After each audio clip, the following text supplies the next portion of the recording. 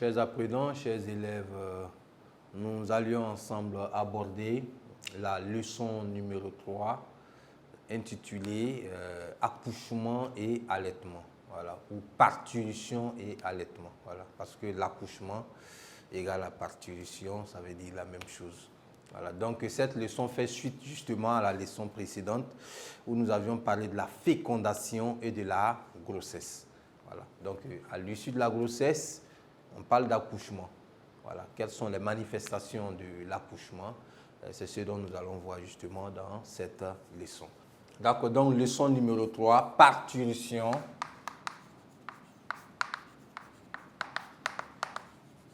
et allaitement.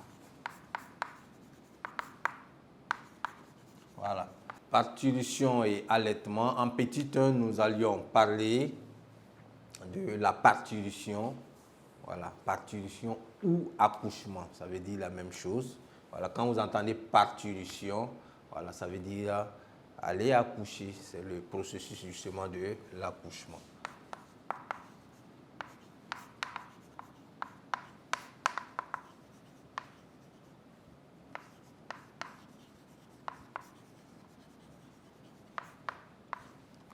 Bien, ici, l'accouchement, c'est un phénomène qui intervient justement après le 9e mois de grossesse chez toutes les femmes enceintes. Voilà, donc à l'issue du 9e mois, voilà, il y a des contractions au niveau de l'utérus, la poche des os se déchire et la femme commence à manifester des douleurs au niveau du bas-ventre. Et dès lors que ces manifestations-là sont visibles, il faut se rendre dans un centre de santé. Voilà, c'est ce qui est conseillé. Et à l'issue de ça, on va assister justement à la libération du fœtus. Voilà. Après la déchirure de la poche des os, et nous avons la libération du fœtus. Et après cela, il y a un deuxième phénomène qui se passe, la délivrance. La délivrance qui consiste justement à la libération du placenta. Voilà. Parce que le placenta ne doit pas rester, le placenta doit être également expulsé. Voilà. Donc, comme je le disais, c'est lorsque nous atteignons le 9e mois de grossesse, voilà, lorsque on estime, ou du moins l'organisme estime, que l'enfant a atteint une maturité et l'enfant est prêt justement, à vivre dans la vie courante, parce qu'il faut dire que pendant les 9 mois, l'enfant se trouvait dans un milieu aquatique. Voilà, il est dans le placenta, il baigne dans le liquide amniotique et il communique avec sa mère à travers le cordon ombilical. Donc tout ce dispositif ressort après justement l'expulsion du bébé. Voilà. Mais maintenant ici, il faut parler du nombre de bébés. Voilà. Un accouchement, de prime abord, les gens voient un bébé, soit de sexe masculin, soit de sexe féminin. Il peut y arriver que nous assistons à des accouchements où nous avons 2 bébés, 3 bébés, voire même plus. Voilà. Ce sont les situations des jumeaux. Voilà. Donc les jumeaux,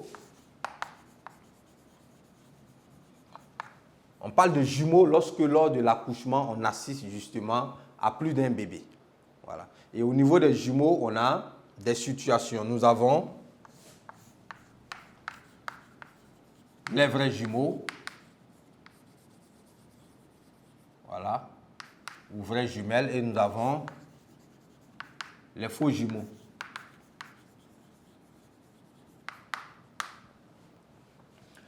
Les vrais jumeaux, ils se reconnaissent à travers justement leur ressemblance. C'est des jumeaux, des bébés qui se ressemblent comme 2 gouttes d'eau, des individus qui se ressemblent comme 2 gouttes d'eau et qui sont toujours de même sexe. Voilà. Donc, quand 2 enfants viennent ensemble au même moment lors d'un accouchement et qu'ils sont de sexes différents, ils sont de prime abord de faux jumeaux. Voilà, les faux jumeaux sont toujours de sexes différents, mais il y a des faux jumeaux qui peuvent être de même sexe, mais qui ne se ressemblent pas. Voilà.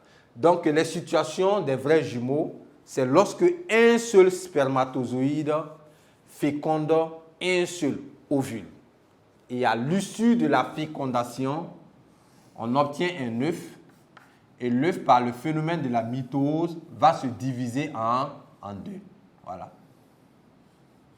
L'œuf se divise en deux et ça va donner deux œufs qui vont évoluer pour donner justement deux embryons identiques, de même sexe et qui se ressemblent. Donc, les vrais jumeaux sont issus justement d'un seul spermatozoïde. Voilà. Mais les faux jumeaux, c'est lorsque on se trouve dans des situations, au lieu qu'un seul ovule soit libéré dans une trompe, au niveau de la trompe gauche, un ovule a été libéré et au niveau de la trompe droite également, un autre ovule a été libéré. Ce sont des dysfonctionnements. Donc, lors du rapport sexuel, les spermatozoïdes qui iront à gauche ou ceux qui iront à droite iront croiser justement des ovules qui ont été libérés. En ce moment, c'est quoi? C'est deux spermatozoïdes différents qui fécondent deux ovules différents et on a des œufs qui ont été fécondés le même jour, mais qui ne se ressemblent pas. Ils peuvent être de même sexe ou ils peuvent être de sexe différent. Toujours est-il qu'il n'y a pas de ressemblance, c'est deux individus purement différents qui sont nés le même jour, qui ont été fécondés le même jour, mais qui sont différents. Donc voilà un peu la différence entre vrais jumeaux et faux jumeaux. Donc, ce qu'on peut dire de l'accouchement, c'est qu'au terme de la grossesse, l'accouchement survient, c'est-à-dire à la fin, ou du moins à l'issue du 9e mois. Sous l'action des mécanismes hormonaux, les muscles de la paroi de l'utérus se contractent à des intervalles de plus en plus rapprochés. Le col de l'utérus s'ouvre peu à peu, la poche des os se déchire et le fœtus est expulsé. La première étape. Alors, quelques minutes après, la délivrance ou expulsion du placenta survient par suite de contraction de l'utérus. Voilà. Là, c'est la délivrance, accouchement terminé. Voilà. Bien, la remarque intervient ici pour faire la part des choses sur la question des jumeaux. Voilà. Donc, les vrais jumeaux, on parle de vrais jumeaux lorsqu'ils proviennent d'un seul ovule fécondé par un seul spermatozoïde qui, lors de la première division, donne deux cellules filles qui se séparent et se développent en donnant deux embryons.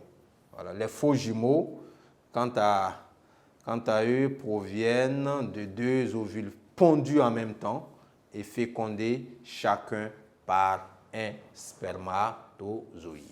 Voilà. Donc, voici un peu, chers apprenants, chers élèves, ce qu'on pourrait dire justement sur la parturition ou accouchement. Voilà. Notre bébé est né, il faut l'allaiter, il faut le nourrir. Donc, dans le petit 2, nous allons parler justement de l'allaitement du nouveau-né.